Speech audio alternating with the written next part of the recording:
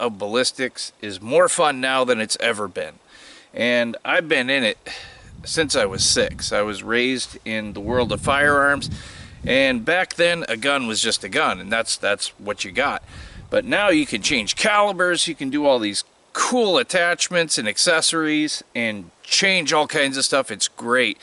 AR-15s is the greatest example of the variables that make that so much fun, but it's not limited to that. There's an entire world beyond that you can still access. One that I'm playing with right now is scope bridges. Now the scope bridge is really cool because it turns your automatic pistol into a scope pistol.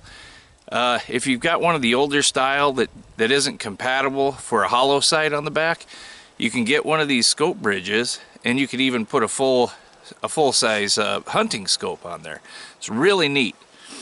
What I've got on here right now is a Romeo by Sig EFK, and I know it's got a really tall profile and it looks kind of goofy, but I put these on here before and it shot excellent. I'm going to show you guys how it works. It clamps on to the accessory rail on the bottom where normally you would put a flashlight, and you still can put a flashlight if you want to, because it's complete with that secondary accessory rail. Now the reason I like to do this is because I have it in 40 cal in open sights, but when I switch to 357 Sig with my other barrel, it throws the sights off. It doesn't shoot in the same spot. So an easy fix to that, throw on a scope bridge with a red dot. But here's my question, guys. Is this setup viable for the hunting world? Can we use this hunting? We're going to do a little comparison. We're going to throw it up against the scoped revolver. A 357 Magnum Blackhawk is made specifically for hunting. Now I know we're not going to match it because it has the advantage of stability and magnification. We're not going to match this, but can we get in the neighborhood? That's my question. What I'm going to do is I'm going to use a light 357 Magnum load and a heavy 357 Sig load. That way it should match. It should come out fairly even, 1400 feet per second each.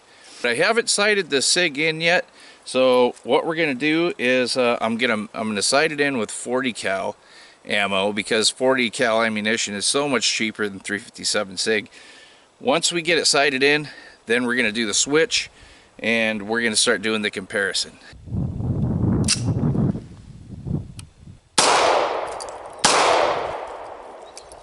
Okay guys, here's how I do it. This is the beginning of the journey. We came up, I got one there, came up, did a 2-shot group, came up, did a 2-shot group, went right, and now I brought it down, so we should be pretty close to center now. Let's see where this next group gets us.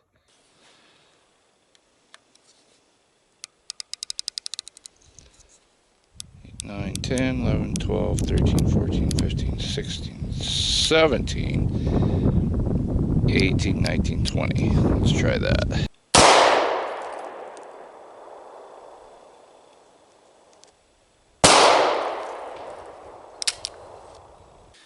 Make sure you keep track of your clicks, guys, because then you'll know exactly how many to back it off or to continue on.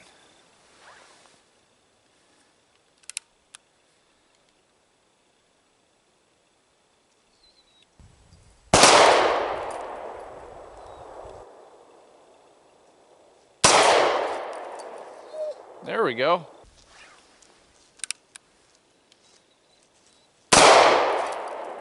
Oh yeah, that precision, buddy.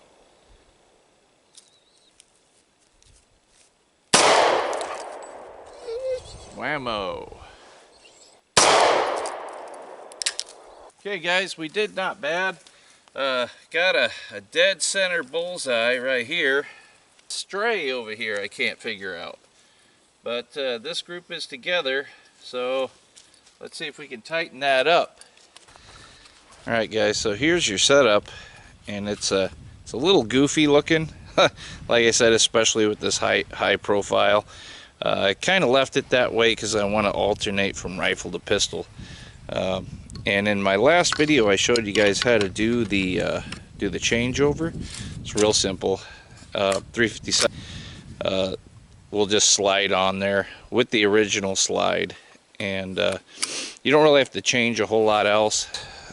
This just slides in there just like that. 357 Sig scoped. This barrel does shoot slightly different. It's rifled as opposed to fluted, so a little different setup, and we'll get this sighted in too. We're getting 1-inch groups, which isn't bad, but isn't great either. That's okay grouping. I'd like to do better than that, so I'm going to try and stabilize my hand because I know it's not the firearm. So I need to stabilize a little better, and we're going to try and tighten those groups up while we're at it. One thing that I like to do for safety is I use the 9x19 HK magazines. So one of the reasons is to not confuse them with my 40 cal magazine, so I don't do something that could be terrible of a mistake, but very possible. Also, it has tighter tolerances, so it holds those 357 Sig bullets better at the top.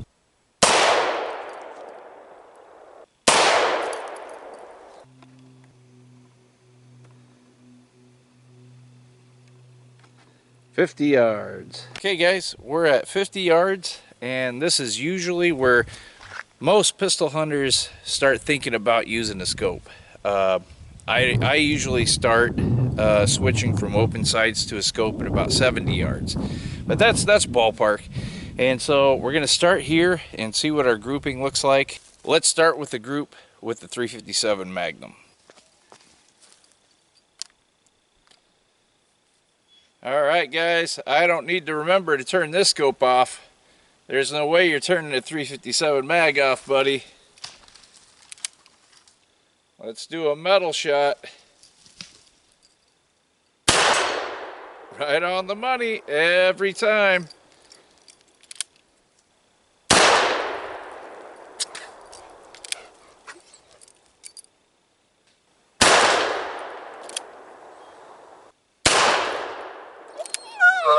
Go get him. Go get the squirrel. Go get him, Max.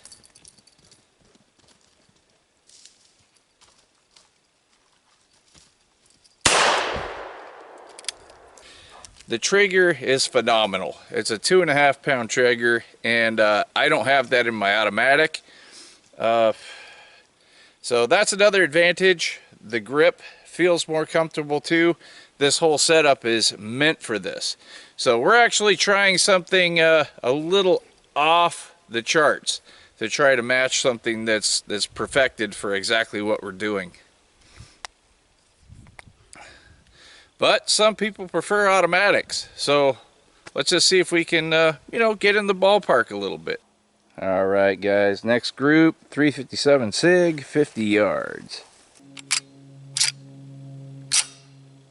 I've got to say, guys, the 357 Sig doesn't have near the recoil of the 357 Magnum, that's for sure. Oh! Oh! Ha! Someone's through playing around. Right on.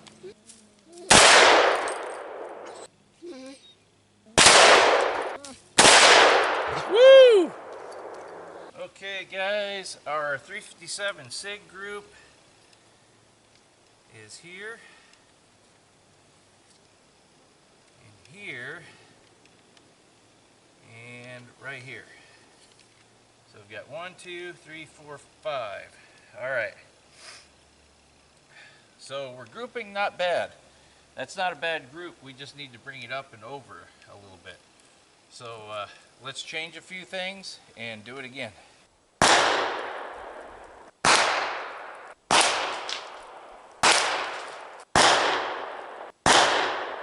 All right, guys, I'm going to take this operation downrange, 100 yards, and I know 50 to 100 is a lot, but that's a lot of yardage to change on.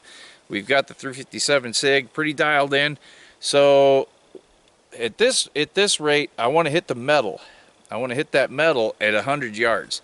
So if the 357 Sig can do that, then I'm pretty satisfied that it can at least be in the same ballpark as a scoped revolver.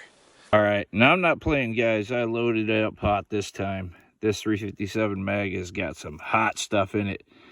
So let's do it. So let's boom that target big time.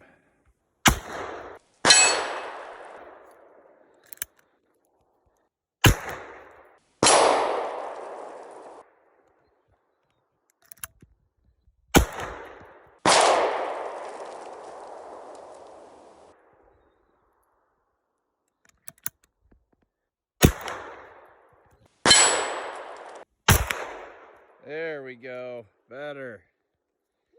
I have a hard time believing a 357 Sig did that. Went in that deep. That's pretty impressive. Hey guys, I have to enter the confession booth right now and make a little confession. I did not take this setup seriously when we started here. I mean, this scope bridge is only supported on one side, as you can see. So I thought it would be flimsy. I didn't take this setup seriously, but it appears that this is a viable game-taking setup. And I didn't think I'd be saying this at the end of this video, but you know, granted, it didn't group as well as a scope 357 mag that's set up for taking game at long distance, but it was close enough that it would be viable. And so this surprises me, actually, guys. I didn't expect it. I expected this to be more of like a novelty setup and more of like something fun to do, but you can't argue with the pudding. The proof is there at the pudding. It performed. So scope bridges, guys, scope bridges on your pistols. It's a viable setup. Oh, and just a quick side note, guys, before I take off here. That scope bridge I picked up on Amazon for 15 bucks. So that's an El Cheapo. And it's still I'm surprised right now by its performance. I think that's great. They had much nicer ones that are supported from both sides and are pretty firm, but I mean, as well as this one did, I really don't see a need to do that. It performed just fine, but if you really want to get into it, you can get some nice scope bridges and spend some more money.